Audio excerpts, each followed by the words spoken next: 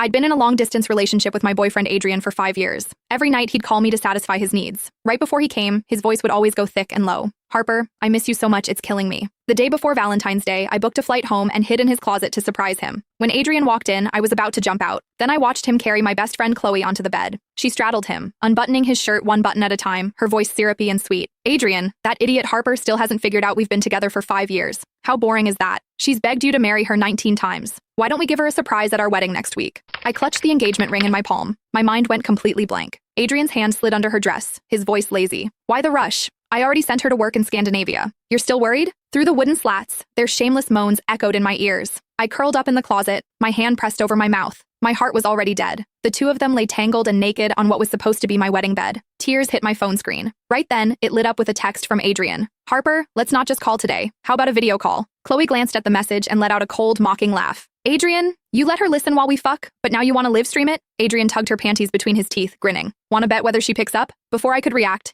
Adrian's video call came through. My hands trembling, I tapped the screen several times before finally hitting decline. One was a man who had once used his life to protect me in earthquake rubble. The other was a woman who had helped me when I faced school bullying. And now, they were having sex on my bed. The scene was too much. So much so that even after they'd gone through an entire box of condoms, I still couldn't move. Adrian lit a cigarette and slowly turned his gaze toward the closet. Our eyes met. My heart felt like it was being crushed in someone's fist. Adrian blew a smoke ring and smirked. "Harper, you into voyeurism now? How long are you planning to hide in there?" Chloe's face went pale, and she dove under the covers in fright. 3 seconds later, I stumbled out of the closet, my voice shaking uncontrollably. "I wanted to give you a surprise." Adrian sat up leisurely and blew smoke directly in my face. "Surprise? The text notification for your flight booking came to my phone ages ago. What surprise could there possibly be?" He reached under Chloe's dress and pulled out a wet bunny tail, tossing it at me. "Learn something. That's what a surprise looks like." I'd proposed to him 19 times, each time coming up with different creative ways, all to repay him for saving my life. But now, all my efforts had become a joke. "Why? Why would you both do this to me?" Seeing my blank expression, Adrian said flatly, "What?